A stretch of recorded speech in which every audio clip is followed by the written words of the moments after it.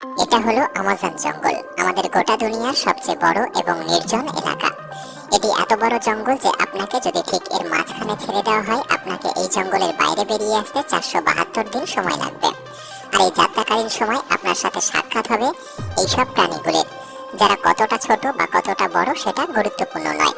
সবাই এক একজন ঘাতক প্রাণী। এদের সবার উদ্দেশ্য আপনাকে আক্রমণ করা, কেননা এরা সবাই আমাজনের বাসিন্দা। এখানকার একটি ছোট্ট পিঁপড়েও আপনার জীবন নেওয়ার জন্য যথেষ্ট।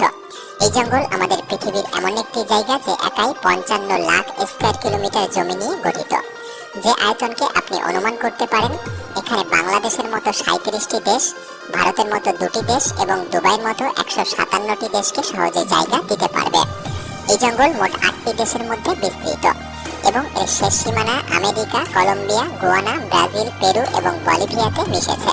একটি বিষয় ভেবে আপনি বেশ অবাক হতে পারেন যে আমাদের গোটা পৃথিবীর জীবিত প্রাণীরা যে শ্বাস নিয়ে বেঁচে আছে, তার 20% অক্সিজেন এই আমাজন জঙ্গল থেকে আসে। 40,000 প্রজাতির গাছপালার এই জঙ্গল, যেখানে প্রকৃতি একমাত্র রাজা। তাই এখানে যা ঘটে তা সবই প্রকৃতির রহস্যময় নিয়মে। তাই আজকের ভিডিওতে আমরা আপনাকে আমাজন জঙ্গল সম্পর্কে এমন সব রহস্য দিতে চলেছি যা এর আগে আপনি হয়তো কখনো শোনেননি। আসলে আমাজন জঙ্গল কত বড় এবং এখানে কোন কোন ঘাতক প্রাণীর বসবাস, যারা কয়েক হাজার বছর ধরে এই জঙ্গলে ঘাঁটি তৈরি করেছে।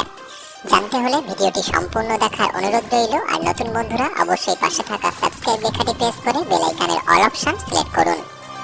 যদিও আমাজন রেইন ফরেস্টের আয়তন 55 লাখ স্কয়ার কিলোমিটার, কিন্তু আপনি যদি এর সীমানা বরাবর হেঁটে যাওয়ার কথা ভাবেন, তাহলে আপনাকে 9500 কিলোমিটার অতিক্রম করতে হবে। তার মানে হলো মুম্বাই থেকে নিউ দিল্লি 7 বার এবং ঢাকা থেকে বরিশাল 51 বার যাতায়াত করার সমপরিমাণ। এত বড় এবং ঘন আমাজন জঙ্গলকে রেইন ফরেস্ট বলা হয়, কারণ বছরে একটি মাত্র সপ্তাহ নেই যে এখানে বৃষ্টি হয় না। আমাজন জঙ্গল এত ঘন যে গাছপালার উপর বৃষ্টি পড়ার 10 মিনিট পর সেই বৃষ্টি মাটিকে স্পর্শ করে।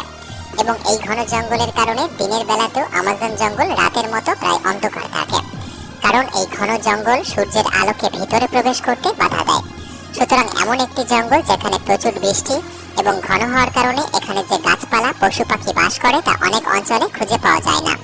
এই জঙ্গলে 40,000 প্রজাতির গাছপালা, 1300 প্রজাতির পাখি, 2200 প্রজাতির মাছ, 270 প্রজাতির ম্যামালস এবং 380 প্রজাতির অদ্ভুত আর ভয়ঙ্কর ছোট প্রাণীর বসবাস। যদি এই অঞ্চলের ছোট বিষাক্ত প্রাণীর কথা বলা হয়, তাহলে এখানে 25 লক্ষেরও বেশি আলাদা আলাদা বিষাক্ত পোকামাকড় রয়েছে।